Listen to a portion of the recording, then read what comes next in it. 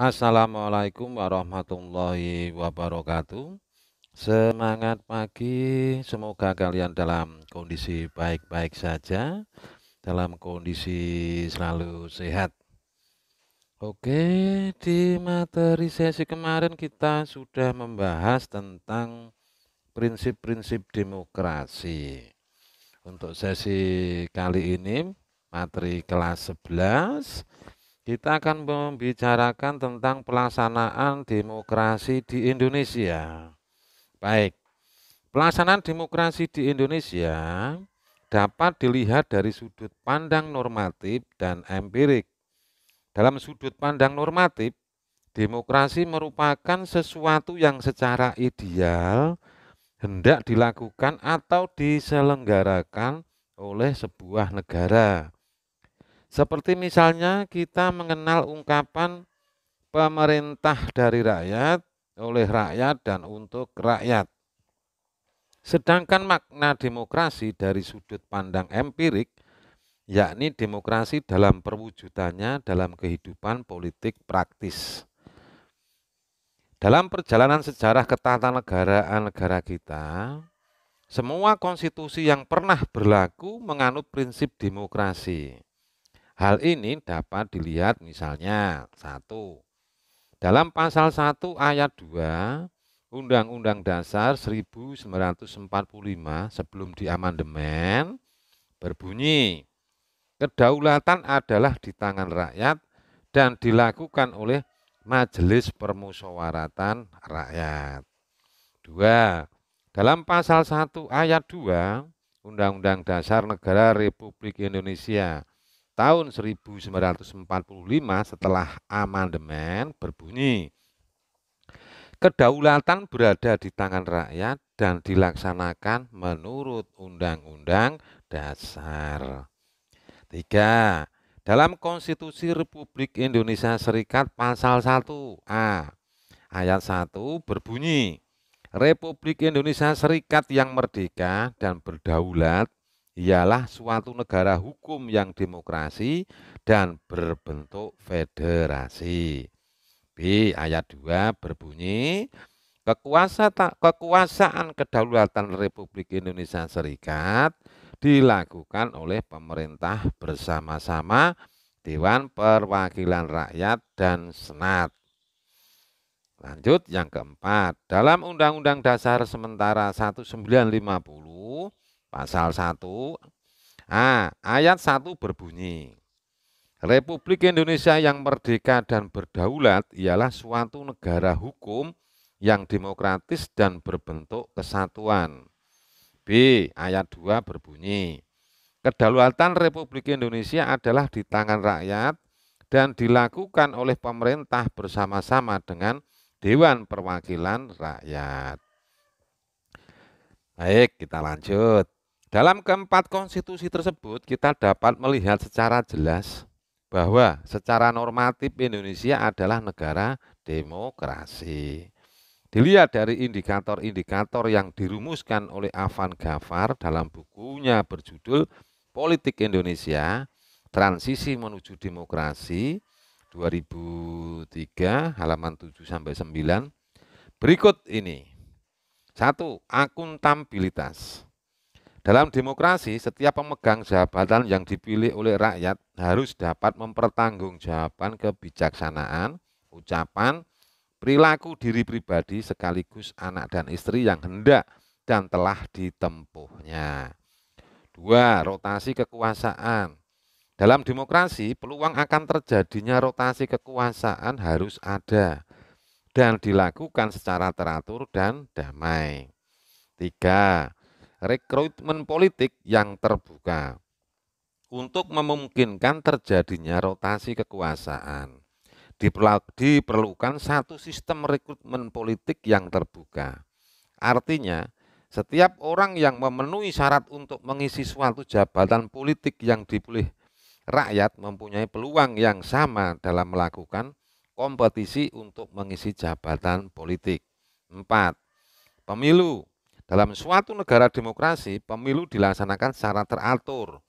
Pemilu merupakan sarana untuk melaksanakan rotasi kekuasaan dan rekrutmen politik. Setiap warga negara memiliki hak memilih tanpa ada rasa khawatir ataupun paksaan dari pihak lain. 5.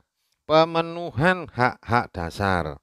Dalam suatu negara yang demokratis, setiap warga negara dapat menikmati hak-hak dasar mereka secara bebas, termasuk di dalamnya hak untuk menyatakan pendapat, hak untuk berkumpul dan berserikat, serta hak untuk menikmati pers yang bebas. Baik, sampai di sini mudah-mudahan kalian sudah bisa memahami. Kita lanjut pada pelaksanaan demokrasi di Indonesia dalam berbagai kurun waktu atau periodisasi demokrasi di Indonesia. Periode pertama itu adalah tahun 1945 sampai 1949. Demokrasi yang digunakan adalah demokrasi Pancasila. Kemudian periode yang kedua tahun 1949-1950 yaitu demokrasi yang digunakan adalah demokrasi parlementer. Kemudian periode yang ketiga tahun 1950 sampai 1959 demokrasi yang digunakan adalah demokrasi liberal. Kemudian periode yang keempat tahun 1959 sampai 1965 demokrasi yang digunakan adalah demokrasi terpimpin. Lanjut periode yang kelima tahun 1966 sampai 1998 demokrasi yang digunakan adalah demokrasi Pancasila. Kemudian periode yang keenam tahun 1998 sampai dengan sekarang demokrasi yang digunakan adalah demokrasi Pancasila dan Undang-Undang Dasar 1945. Tadi periodisasinya sampai hari ini itu ada sekitar 6 periodisasi. Untuk penjelasannya kita akan mencobakan di periode pertama yaitu periode Undang-Undang Dasar 1945.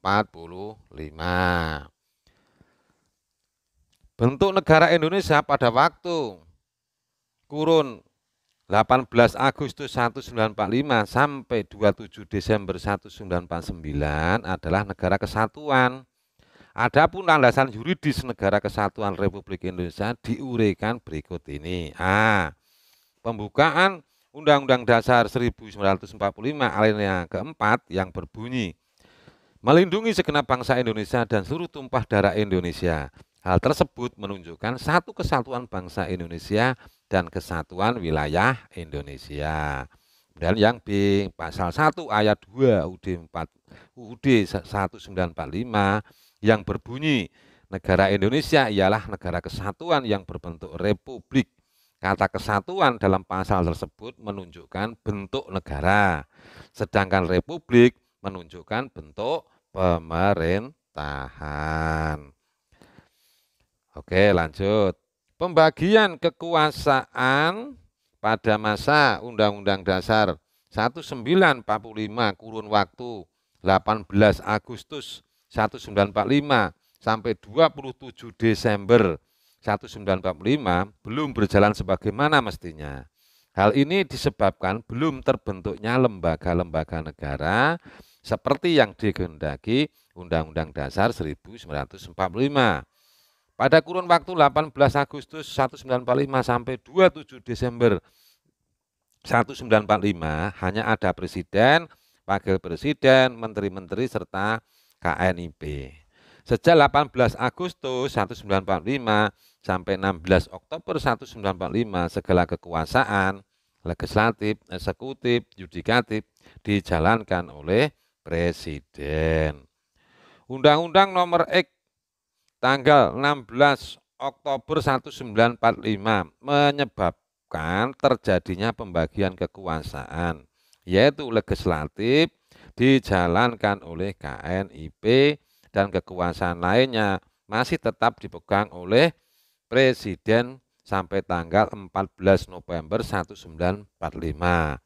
Keluarnya Maklumat pemerintah tanggal 14 November 1945 menandakan kekuasaan eksekutif yang semula dijalankan oleh Presiden beralih ke Perdana Menteri. Hal ini sebagai konsekuensi dari dibentuknya sistem pemerintahan parlementer. Oke ya, untuk sesi hari ini kita cukup sampai di sini. Mudah-mudahan kalian memahami, tetap semangat, tetap jaga kondisi, tetap ikuti himbauan pemerintah, prokes 5M. Mudah-mudahan kalian tetap sehat selalu, sukses selalu, dan kita akan ketemu di sesi berikutnya tentang periodisasi konstitusi Republik Indonesia Serikat sampai ke periode-periode yang lainnya. Belajar dari buku paket, buku modul, ataupun referensi lainnya. Kita ketemu di sesi berikutnya. Assalamualaikum warahmatullahi wabarakatuh.